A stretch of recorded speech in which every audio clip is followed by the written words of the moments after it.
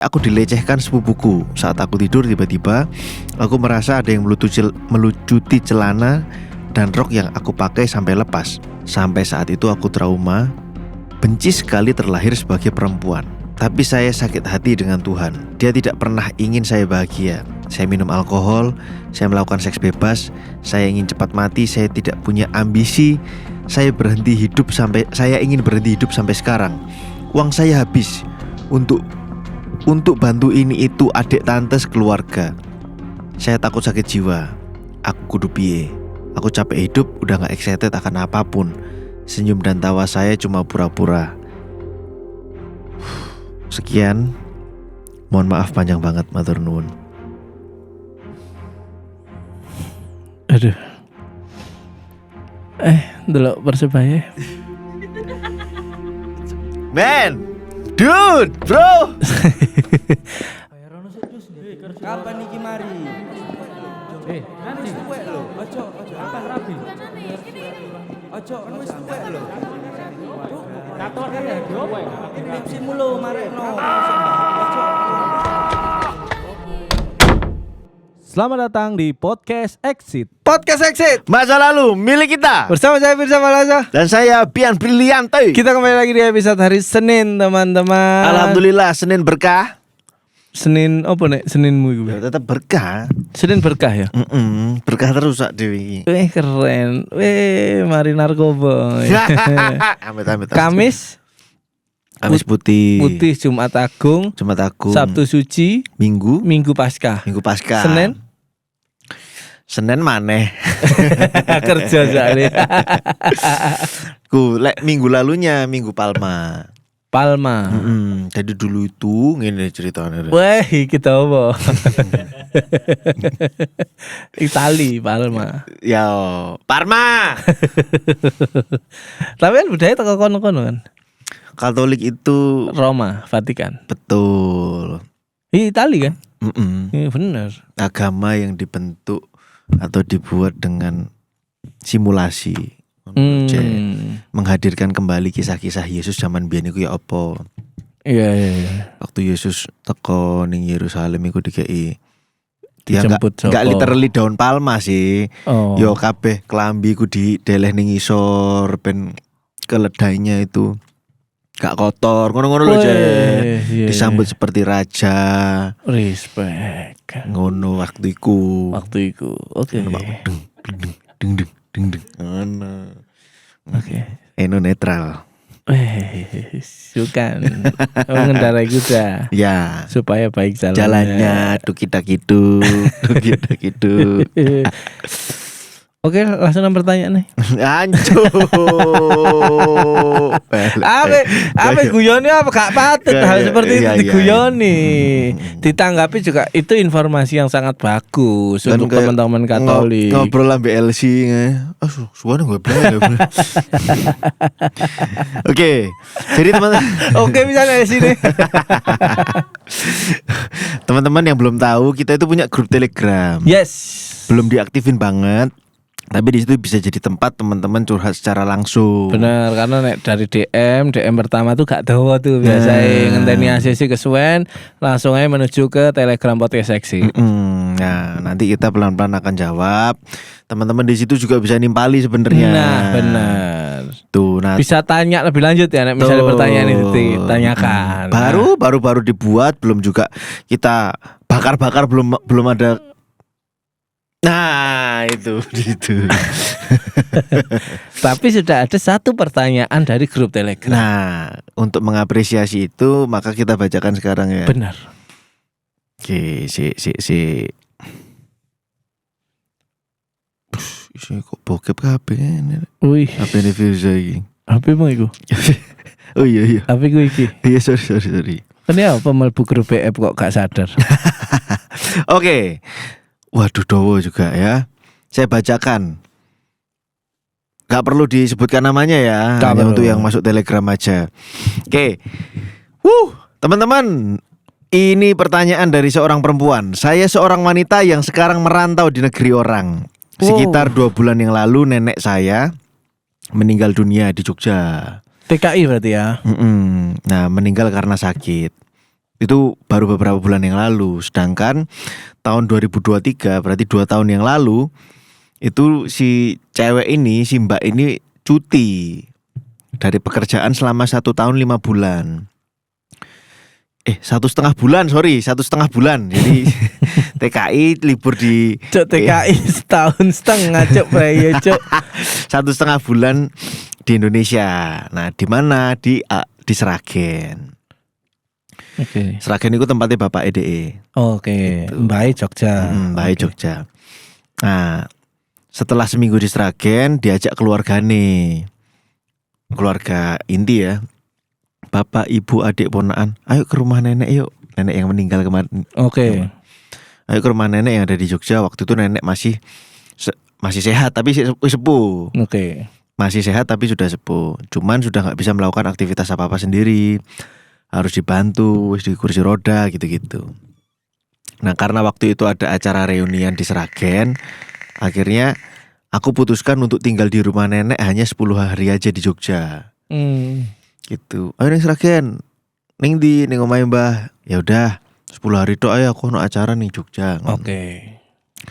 Awalnya Om bilang, "Mbok yo tinggal sih acarane ben simbai kangen-kangen ngono lho." Oke.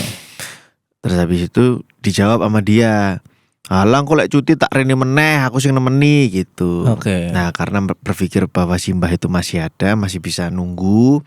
Bahkan Simbah juga bilang, "Yo tahun ngarep balik maneh yo, gek Simbah ora iso ndelok kamu nggak bisa lihat kamu omah-omahan nikah gitu loh. Punya anak." Dan hal ini juga, dan ternyata keputusan saya balik cepet-cepet dari Jogja dulu menjadikan saya penyesalan yang yo ngalah gitu. Karena pada waktu cuti kembali lagi Simbah wis gak ono. Aduh. Waktu Simbah dulu di Sragen sakit sampai meninggal, saya yang ngerawat nemenin sakit-sakitnya beliau. Malam-malam beliau berjuang dengan sakitnya, saya temenin. Tapi kemarin Simbah di Jogja sakit berjuang, bahkan rasanya dalam hati merasa bersalah lah intinya. Nah, dia merasa kecewa dengan dirinya sendiri dan dia ngerasa nggak bisa ngasih sumbangsih apa-apa. Nangis pun itu nggak lega gitu. Nah, aku ngerasa bahwa nggak adil karena dulu Mbah Sragen aku ada bisa menemani. Lalu ketika Mbah Jogja, bahkan aku rawani video call, nggak berani lihat foto, nggak berani lihat video. Bahkan saat sakit soalnya aku nggak bisa mendekat. Waduh. Itu nggak bisa nyamperin, nah, gitulah intinya. Dia anyel itu apa ya? Jengkel. Oh. Jengkel, getun. Jack. Anyel Jack. Jack Anyel. Jack Angel. Sorry. Sedih. Ya. Sedih. Ya, menurut saya sih ini adalah bentuk guilt ya, perasaannya itu perasaan bersalah. Perasaan bersalah. Yang jelas karena orang yang perasa lo menata kata-kata. Benar. Yang jelas adalah orang yang punya rasa bersalah menandakan bahwa at least dia bukan psikopat. Iya benar. At least dia bukan NPD. Benar. At least ya loh. Karena kalau ya NPD psikopat itu punya masalah ya. Di guilt, dia nggak bisa ngerasain rasa bersalah bahwa aku yang salah gitu ya. Aku rasa aku menyesal gitu. Nah, satu hal yang disyukuriku berarti empati ini dukur wong iki. Ya. Empati ini dukur, rasa sayangnya dukur, tapi ya memang keteguhan hati itu ya seperti itu. Kita nggak akan pernah siap kehilangan siapapun di waktu yang kita siap. Iya, setuju. Dan kita nggak pernah siap kehilangan siapapun di waktu yang kita siap, karena tidak akan pernah ada waktu yang kita siap untuk kehilangan seseorang selama-lamanya. Selama-lamanya gitu. Nih. Yang ada di pikiran kita, orang-orang yang kita sayangi immortal, ya kan? Bisa urip terus selama-lamanya, tidak ada yang meninggal. Konsep meninggal itu gak ono gitu. Ya aku setuju sih. Dan memang hal terbesar adalah kerinduan yang tidak terbalas karena perbedaan alam ya. Maksudnya itu jarak tertinggi Pak. Gitu loh. Ngomongnya sudah gitu aku. Oh iya. Kudu metu ngono. Bener. Tadi eling sapa iki? Eling koncoku. Dek utang aku. Pirang ratus juta gitu.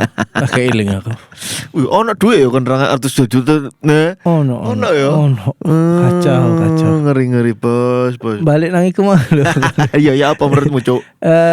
Memang perasaan bersalah tentang kerinduan yang tidak bisa terbalaskan karena perbedaan alam itu sebuah hal yang sangat menyakitkan, tapi let's say ya semua keterbatasan, semua ketidakbisaanmu mungkin hadir nemeni Mbah Sragen iso, Mbah Jogja kok gak iso gitu. Ya setidaknya mungkin dengan cara itu Tuhan mengingatkan kamu bahwa kamu ini cuman manusia gitu. Tidak akan bisa untuk adil dalam segala hal meskipun kamu mau kadang gitu. Dan memang alam bekerja seperti ini karena banyak sekali kepentingan-kepentingan dan hak-hak setiap manusia yang Tuhan tuh pikirkan gitu. Makanya kadang dikasih batasan kue menungso tidak perlu terlalu sakit dengan sesuatu yang tidak kamu kontrol gitu. Nah aku stoikism jadi arek-arek Stoa ya. Stoik jadi. Nah hal-hal seperti ini yang harusnya dikontrol karena ada atau tidak adanya kamu tidak akan membayar atau memperlambat sedetik pun sebuah kematian kan tidak. Itu. Cuman kan itu sebuah kelegaanmu. Nah kalau misalnya kamu beragama mungkin cara mengobatinya adalah dengan mungkin nang masjid, nek Islam tuh ngirim Al-Qur'an atau tuh kok no kipas yang dimana iki tak wakaf no gawe mbah gitu. Jadi di sana pahalanya mengalir. Iya. Jadi setiap mungkin pas rindu kamu menuju ke rumah ibadahmu rono iki gawe mbah rek gitu. Nyambangi mbah gitu. Terlepas karena kan jaraknya cukup jauh nih awakmu TKI mbahmu nang Jogja gitu. Mungkin pilih cocok iki ya. Putune kiai masih kiai gak usah terlalu. Ngono lah ya, Pak ya. Jadi memang caranya gimana Mas Wir? Aku juga akan sangat bingung ketika ada di kondisi seperti sampean gitu. Cuman yang harus dipahami adalah mbahmu juga tidak akan mau kepergian dia itu menjadi titik awal kehancuranmu gitu loh. Kan sing gelem gitu. Semua ingin pergi di saat seperti dilahirkan. Orang dilahirkan tuh semua seneng. Pengennya ada pas pergi, semuanya juga seneng. Kalian harus melanjutkan hidup karena tugas kita masing-masing di dunia. Begitupun masuk, tugas kesalahanmu gitu. Jadi ya kamu sendiri yang harus mengobati ini dan sampaikan dalam hati bahwasanya ya sudah ini memang garis hidup yang karena kita manusia kita tidak bisa untuk mengatur itu gitu loh. Nah, dari aku gitu ya. Mungkin seperti itu ya mungkin ya. Dan sehat selalu buat kamu. Ben sak cepete iso mungkin dolen nang makam mbah dikei topping nek bahasa saiki. Ya kan? Gak beli topping nih. Gak beli topping aku nyekar bapakku ya diwarawi Mas Wir saya gak tipe beli topping. Ati ngamuk itu kok lucu. Iya mending guyu. Ngapain kita ngamuk kan ngono kan? Iya. Nek ebesku anu apa iku? Kakean topping. Anjir. Gitu ya. Mang follower Firza anjing emang. Gitulah. Jadi ya benar kata Bian tidak akan ada waktu yang tepat untuk kita kehilangan seseorang terlepas saat kita siap. Karena yang kita lawan itu adalah kenangannya, bukan orangnya. Gitu. Aku pernah mangan mie ayam nang kene Mbah, aku pernah digaekno teh nang ruang tamu iki dan sekarang kosong gitu kan. Dan ganti mixui gitu karena saking suwine kosong dikontrak sampai mixui omae. Jadi counter pulsa men. Iya. Di situlah Mbak ya. Aku juga sedikit menyelipkan komedi-komedi karena aku juga merasa sedih juga gitu. Moco. Terus saya gak kuatan lek topiknya meninggal ngono lho. Gak kuatan. Karena bapakku meninggal. Ya. Sing pertama. Sing keloro kan si ono iku damkar. Oke. Iya kan? Bapak kedua ya. Bapak kedua. Oke. Tak Joko pokoknya perjanjian ben ojo mati sik aku ngono. Dari sing wingi mati kan. Kon arep nerusno kan aku ngono. Nek kon nek pirang tahun le mati gawe apa wis aku. Ya wes lau dilutang ngene yes. Aduh. Astagfirullahaladzim. Epes lagi. Guyon tak ya guyon mbok anggap Ya. aku jahat temenan. Lanjut ke pertanyaan selanjutnya. Siap. Oke, saya pilihkan aja ya Mas ya. Pilih. Oke, jadi hari ini Ini memang pertanyaan dari DM ya. Tadi dari Telegram. dari tele, Podcast sekarang dari Exit. DM. Oke. Nah ini pertanyaan cukup panjang, jadi memang kita dengarkan baik-baik karena menarik. Gitu. Perspektifnya perempuan semua hari ini. Oke. Gitu. Bagus. Perspektifnya perempuan semua, jadi teman-teman yang punya kasus yang sama boleh berkaca meskipun tidak di generasi atau di usia yang sama. Oke. Kenapa Mas? Karena pertanyaan ini dari perempuan, kalau tadi mungkin Gen Z millennials ya. Ini dari Gen X. Wih, respect. Ya. Mas Firza, Mas Bian, saya mau curhat boleh? Boleh. Ya, aku pendengar setia kalian. Mas, aku cewek kelahiran 84. Udah tua ya, belum menikah dan mungkin gak akan menikah. Siapa juga yang mau sama aku? Aku ditinggalkan bapakku umur 6 tahun dan ibuku kena gangguan jiwa skizofrenia. Aduh. Dari kecil aku biasa dipukuli ibuku. Nah, ibuku juga mukuli adikku. Ibu keluar masuk rumah sakit jiwa. Saat sembuh, bapakku cuma pulang buat setor nafsu syahwatnya dan bikin ibuku hamil dan jadi relapse lagi. Emas-emasan ibuku dijual bapakku tiap kali dia balik. Sampai aku punya adik 4, tapi 1 meninggal dunia. Yang terakhir, adik cewek. Karena kondisi ibuku yang parah pada saat itu. Iku sih masa kecil iku. Iki pun yang mau tak baca juga masih masa kecil. Aku diasuh nenek dan tinggal di rumah tante. Di rumah itu ada saudara sepupuku, ada 4 ya. 2 laki-laki seumuran aku dan 2 kakak perempuan. Dari SD aku biasa kerja di rumah. Tinggal di kamar belakang yang gak ada pintunya. Udah biasa bantu bisnis makanan tanteku dari subuh aku bangun dan kerja sampai setelah itu aku sekolah. Kemudian pulang sekolah kerja lagi sampai waktu tidur. Aku gak pernah diajak ngobrol, bertukar pikiran, omku galak setengah mampus. Saat aku SMP aku dilecehkan sepupuku. Walaupun saat itu gelap, malam itu aku tidur di kamar seperti biasa. Kamarku tidak bisa ditutup, siapapun bisa masuk. Saat aku tidur tiba-tiba aku merasa ada yang melucuti celana dan rok yang aku pakai sampai lepas. Aku terbangun dan melihat ada sosok gelap, aku syok. Namun aku mengumpulkan kekuatan dan kutendang bayangan laki-laki itu. Aku tahu dia siapa. Nenekku tidur di luar, mungkin gak dengar. Sampai saat itu aku trauma, benci sekali terlahir sebagai perempuan. Aku tidur tiap malam dengan pisau pramuka di bawah bantal. Aku takut. Aku tidak pernah cerita hal ini kepada siapapun. Kadang aku ingin cerita dengan ibuku atau bapakku, tapi itu cuma dalam mimpi. Aku cuma dianggap benalu, hidup numpang dan dianggap berhutang budi. Sampai aku tidak pernah bergaul sejak SD. Tidak punya teman sama sekali.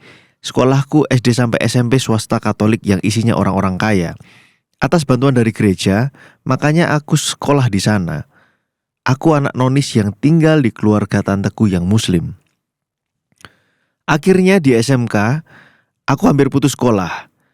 Nenekku tidak mampu membiayai, tante sudah pusing karena anak-anaknya. Intinya desperate banget ini ya hidupnya ya. Dan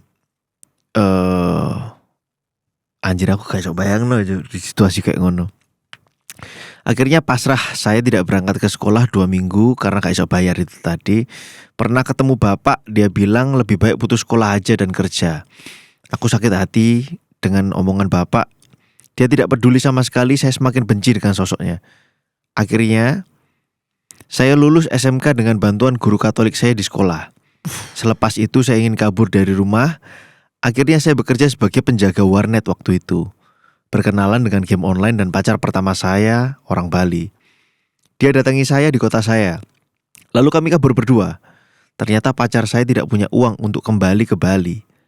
Saya pakai gaji saya yang tidak seberapa waktu itu, yaitu Rp350.000 untuk naik bis ke Bali. Saya serahkan keperawanan saya padanya. Dia menjanjikan menikahi saya. Saya dibawa ke rumahnya.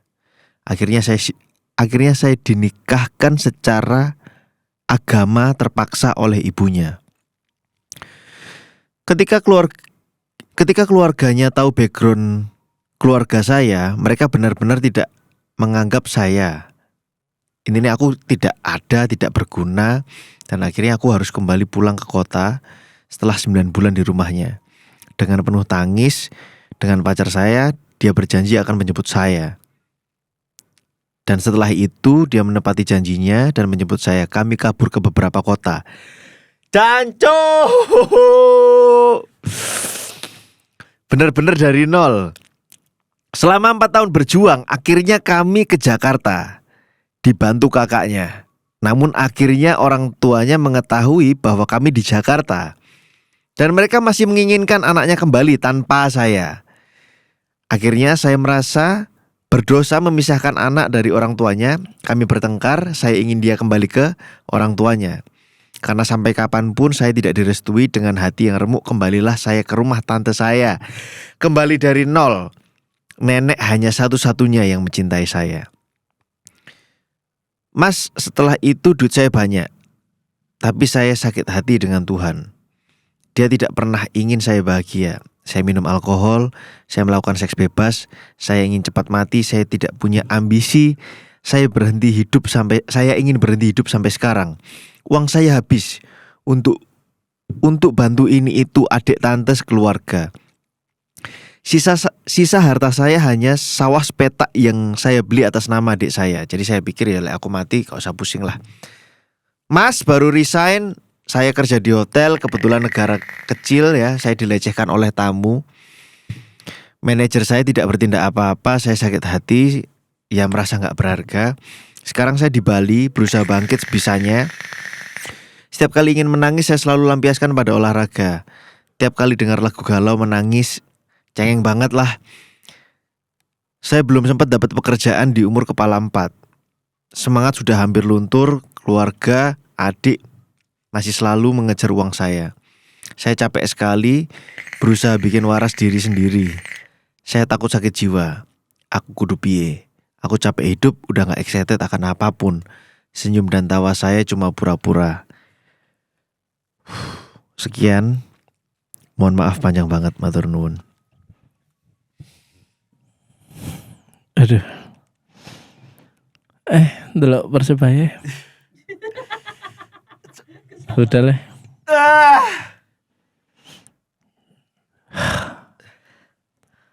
Man, dude, bro. Aku kudu piye nih?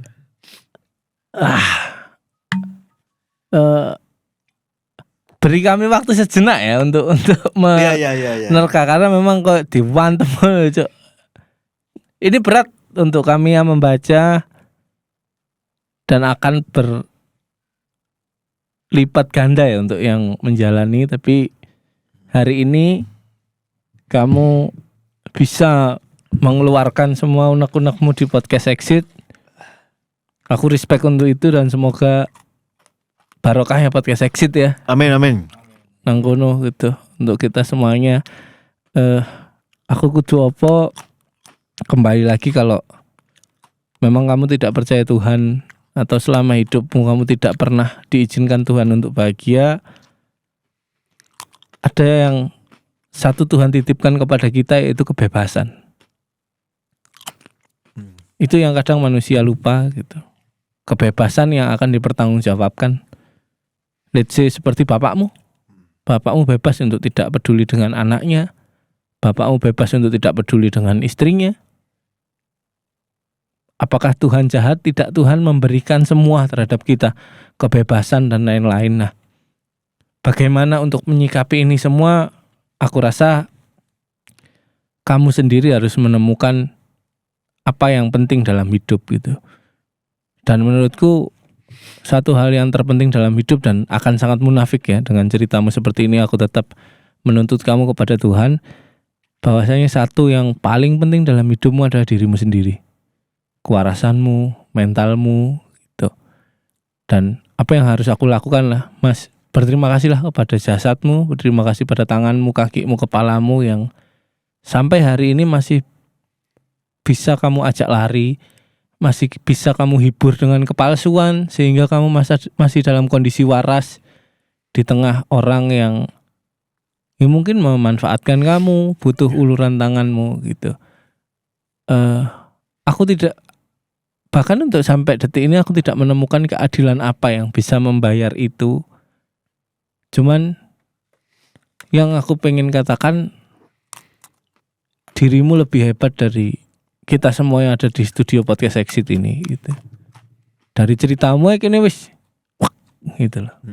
Apalagi kamu yang mengalami dan kamu masih bisa bercerita sedetail itu, yang dimana itu membutuhkan kewarasan mental, keberanian dan lain-lain. Aku kudu piye bahagiakan dirimu, dan kamu harus egois menurutku ya. Karena kamu tidak punya keberanian dari seorang ayah, kamu tidak punya welas asih dari seorang ibu. Di usiamu masih kecil kamu tidak terdidik itu gitu. Kamu terdidik dari orang-orang yang terpaksa sayang sama kamu, yang dimana ya semua karena keterpaksaan. Dan hari ini aku kudu piye Mas Wir? Hari ini kamu harus mencari cara untuk lebih menyayangi dirimu sendiri. Dan menurutku itu bukan hal yang sulit, karena dari kecil kamu sudah menjalani semuanya sendiri, berusaha patuh terhadap aturan-aturan dari orang-orang dewasa yang menyebalkan itu. Hari ini kamu sudah dewasa. Tentukan pilihanmu, tentukan uluran tanganmu, dan menurutku daripada kamu mengulurkan tangan untuk orang lain, lebih baik ulurkan tanganmu untuk memeluk dirimu sendiri. Dirimu lebih mahal dari semuanya. Karena kamu adalah peran utama dalam kekacauan ini. Dan kamu bertahan, superhero Pak. Gak stres Pak. Respect. Gak bisa ngomong apa-apa. Mungkin sambil berjalan nanti ya. Iya, sambil berjalan. Ini. Sambil diskusi. Entah kenapa ya. Apakah memang benar teorinya bahwa perempuan itu secara fisik memang diciptakan lebih kuat daripada laki-laki? Karena ketahanan mental, ketahanan macam-macam ya, ketahanan mental, ketahanan fisik itu sebenarnya di awal itu perempuan jauh lebih kuat, tapi karena tugas evolusi lebih rentan mati saat melahirkan, akhirnya dia lebih banyak tidak melakukan tugas-tugas yang sifatnya fisik dan berat gitu loh. Tapi terbukti bahwa secara mental perempuan itu punya kemampuan untuk menanggung beban yang besar dan menanggung trauma-trauma seberat itu gitu. Sing dialami dek itu kan trauma yang beruntun ya. Benar. Sing diserang iku ya iki sing ngatur keputusan, sing ngatur mood iku sing diserang iku prefrontal cortex iki, otak bagian depan. Dan itu yang membedakan kita memang dengan hewan lain, mamalia lain gitu ya. Di bagian depan ini pengambil keputusan gitu dan sebagainya. Resiko, konsekuensi itu diatur di situ. Nah, itu karena trauma yang disebutkan sama dia itu ya dihantam itu terus, yang menyebabkan dia merasa bahwa pengambilan kesimpulan hidupnya itu seperti itu. Menurutku saat ini yang perlu dicari itu adalah makna ya, bukan kebahagiaan. Karena ketika kita memang mengejar kebahagiaan, ada gini. Ada bensin atau spirit yang lebih menyala di hidup manusia selain kebahagiaan. Iku makna. Contoh sederhana. Aku budal tangi isu merene yang podcast Exit, ya kan, tidak memikirkan soal uang, ya kan. Even aku gak bahagia loh. Misalnya berangkat dengan tidak bahagia loh, tangi isu ono misalnya kan. Mangkel ancuk sik iki mener kerjaanku sik numpuk rek sik kudu take podcast gitu ya. Tapi yang mendorongku untuk kesini itu makna. Kenapa? Karena aku merasa bahwa ketika aku bikin podcast sama Firza, baca pertanyaan, aku merasa bahwa ancuk iki lho cuk, aku ditakdirkan di dunia iki untuk sharing, untuk berbagi. Aku itu dikei berkat untuk memamah biak buku yang tak baca, untuk mengunyah buku yang tak baca, terus tak sajikan dengan bahasa monyet, ngono lho, Je. Nah, pemaknaan itu yang tak hayati sebagai iki mungkin sing jarine Firza amal jariah. Ya kan? Iki juga tak maknai bahwa suatu saat lek aku mati, aku gak iso ngancani anakku ngobrol, anakku iso ndelok iki. Ya, bener. Pemaknaan kayak ngono lho, Je. Paham ya gak sih? Oh iki lho besku mbiyen. Oh iki lho tuntunan mbiyen. Ketika ono masalah-masalah iku, jadi aku gak perlu nulis buku untuk anakku ngono lho. Ngerti gak sih? Nah, iku makna. Contohnya kayak gitu makna. Artinya yang dialami oleh Mbak Mawar ini sebenarnya sangat keras, dan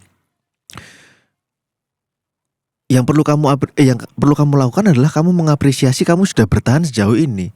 Kelahiran 84 melalui banyak kehidupan di atas lebih dari 30 tahun ya. Dalam tanda kutip, kalau yang digambarkan di sini kan tersiksa ya. Kita nggak bisa ngobrol secara langsung nih, tektokan gitu. Tapi yang jelas gitu, aku yakin sepanjang hidupmu pasti banyak makna-makna yang akhirnya kamu connecting the dots. Atau cuk nyambung cuk, ternyata aku itu disiapkan untuk ini. Gitu. Nah, automatic negative feelings pada saat kamu ngasih uang itu yang akan jadi beban.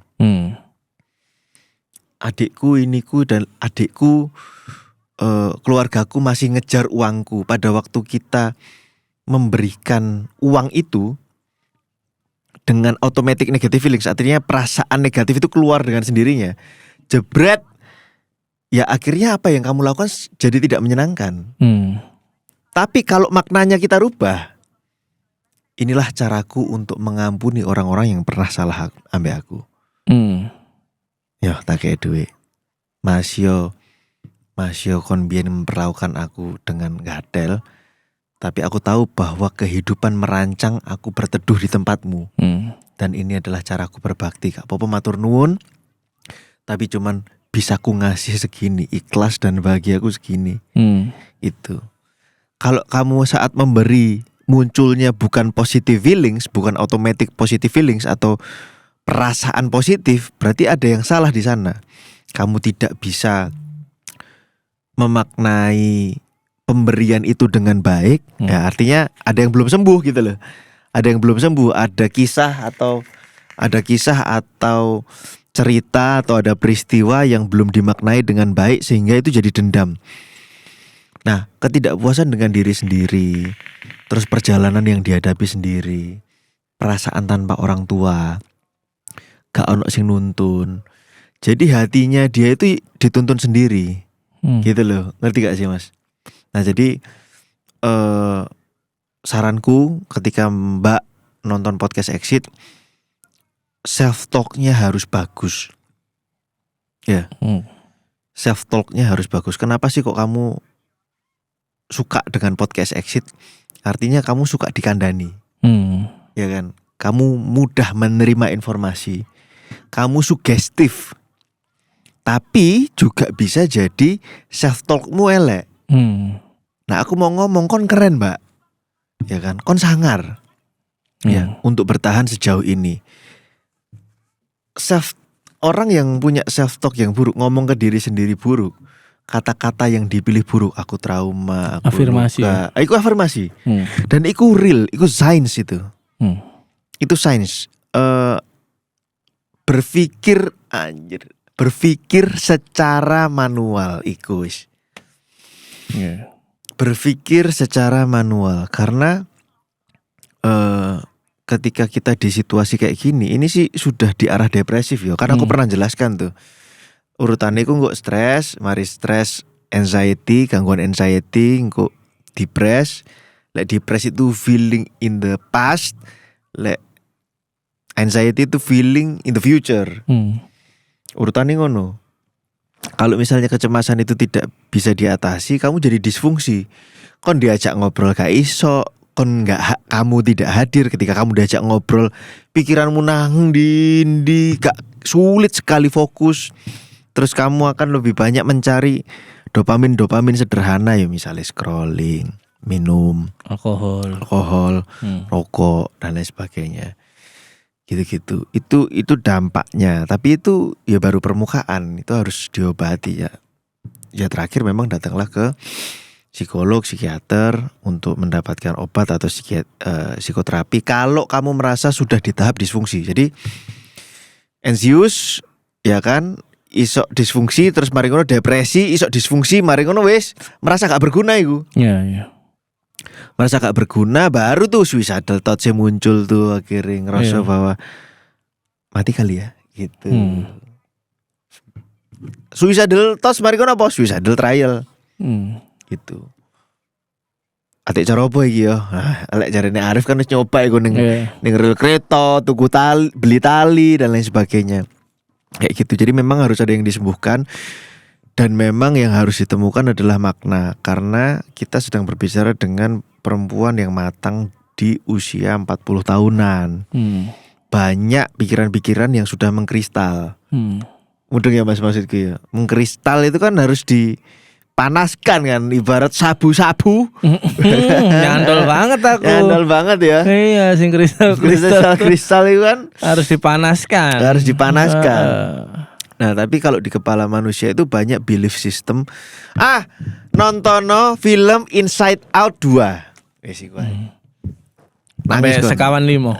Enggak ngapain sekawan limo. Berdamai dengan masa lalu. Ya. Sekawan limo. Bener aku. Iya. Nontono film Inside Out 2. Oke. Nek aku sedikit menambahi gini, sampean wis mateng usianya, sudah bisa memutuskan dan sudah dewasa dalam artian bertanggung jawab terhadap keputusan itu kan orang dewasa kan. Arek enom kan bacok uang, dia gak tanggung jawab gitu kan. Nah, kalau kamu sudah menyadari bahwa kamu punya dua hal itu, Mbak, bertanggung jawab terhadap keputusan dan bisa memutuskan keputusan, bisa mengambil keputusan, aku pesen gini. Nikmati warisan yang bisa kamu nikmati. Buang warisan yang tidak bisa kamu nikmati. Gitu. Let's say katakanlah kalau memang membantu keluargamu atau bulikmu mau sing anaknya pernah ngelecehno kon dan kamu tidak mendapat keadilan.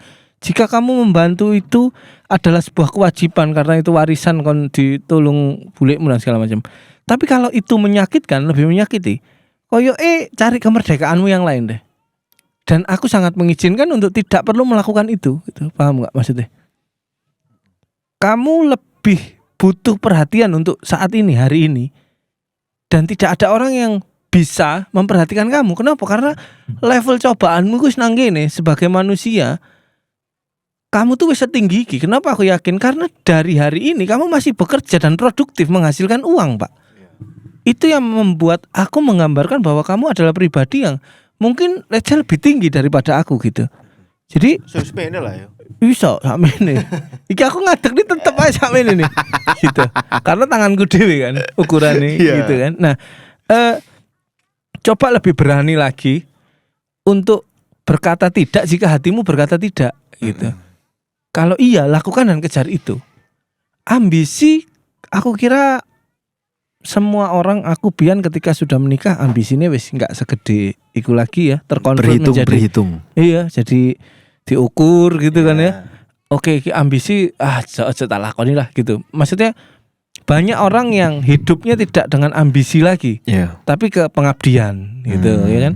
Nah, bagaimana caranya sekarang kamu mengabdi untuk dirimu sendiri yang tidak punya ambisi itu tidak apa-apa.